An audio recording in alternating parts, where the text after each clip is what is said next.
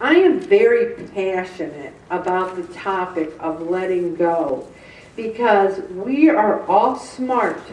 We all know what it takes to gain weight. We all know what it takes to lose weight. But so often we can't let go of our daily stresses. We can't let go of the big things, people sick, other people sick, dying, whatever.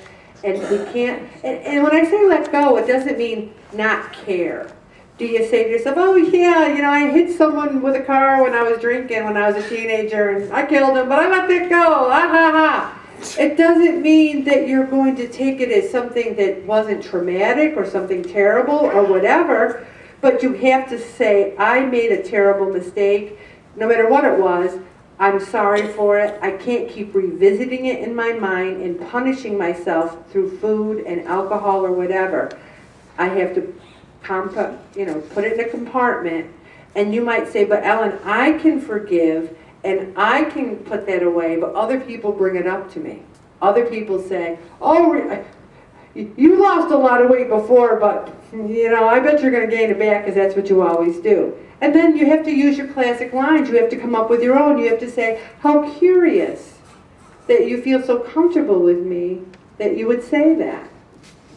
Or I didn't realize we were so close. You know, things like that. People do not have the right to say whatever they want to you or to say, oh, and people do it all the time. Oh, you know, remember back in the 70s when, you know, you were up all night at the chaos party and your kids are standing there and do you really want them to know what you were doing all night at the chaos party back in 1976? And I go, oh, that's a great story. Why don't we revisit it another time? You know, you're trying to give them, because they're going to bring up every, you know, thing you did in the past and you don't always want to hear that. This article here by Sue Potter talked about how her father would say to her, you have the brain of an elephant whenever she remembered things. And she really took great offense by it because she was a kid and she thought elephants were fat and she thought he was just, you know, being mean to her.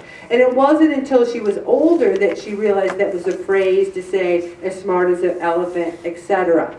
But what it really made her realize is as smart as she was, she never forgot things that were said or done to her, and she held on to those unnecessary, painful memories.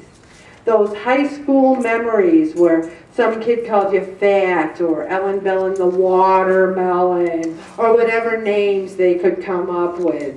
You know, they still come back to when you're at your high school reunion and everyone's being really nice to you and someone's saying, oh, Ellen, you look great, it's so good to see you. And you want to say, oh, really, I look great? That's not what you said in 1971 when you were calling me McCauley Mountain. Remember that?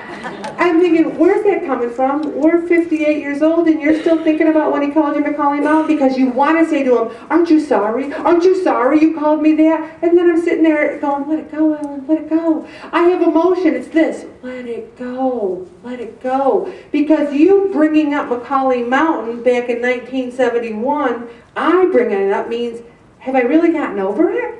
Do I still see myself as McCauley Mountain? And this is where you have to say to yourself, he was a kid, you were a kid, was it a little painful? Yes. Did you get by it? Yes. Let it go. People have a hard time letting go of their suffering. For many people, it defines who they are. Their suffering defines who they are. Do we want that to be the definition of who we are? I would rather say to myself, boy, Ellen, you had a lot of challenges in your life. You had a lot of painful things. Who hasn't? Everybody in this room could raise their hand. And I always say, don't look at someone else. Some beautiful young woman who might come in to talk to you, and then the next note, she's telling you some tragedy in your life, and you'd say, oh my God, I thought you had a perfect life. Don't we do that? Don't we look at people and say, well, they don't have my life. My life really sucks. But they must have a perfect life.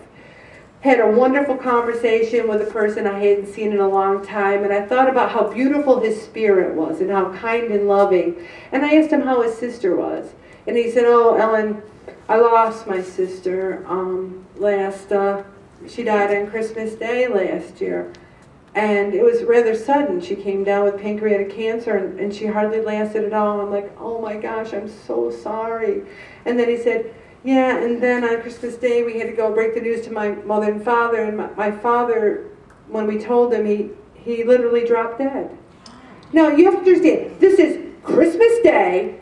His sister died, and then they told his father, and his father died. And the first thing I noticed about him, before he told me any of this, was how beautiful his spirit was. His suffering did not enter the room when he did. His spirit entered the room when he did. And when he told me his suffering, yes, I hugged him, we cried, and yet I was left with the fact that he has risen from that terrible tragedy, and he has great love and great faith. And yet he's been through one of the most terrible things ever. And that's what a lesson to me was. There are terrible things. We can worry about them. We can worry about, what if this happens? What if that happens? That's part of not letting go either. Because that's not letting go of your worry. People, the devil you know is better than the devil you don't know. We know our suffering.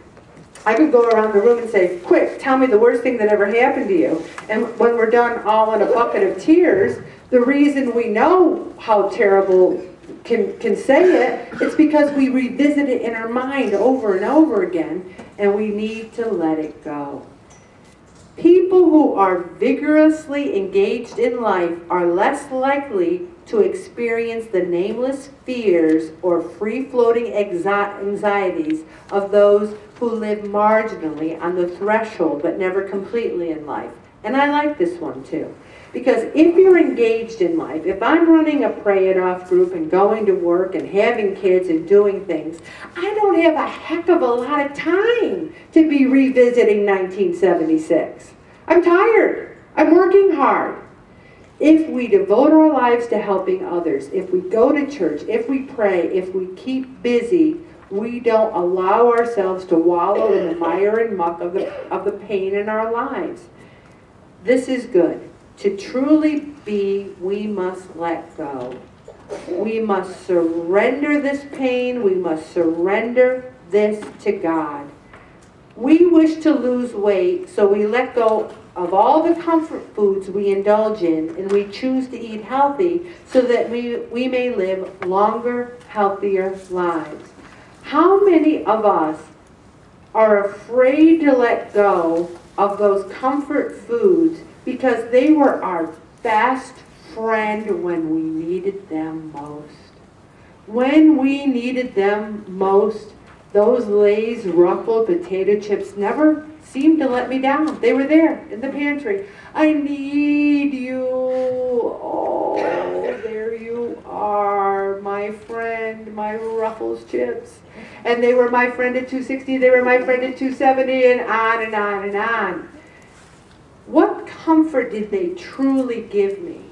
That God isn't up there going, excuse me, Ellen, can you put the bag down? Can you step away from the Lay's bag for just a moment? Because I'm here. I can actually help you, Ellen.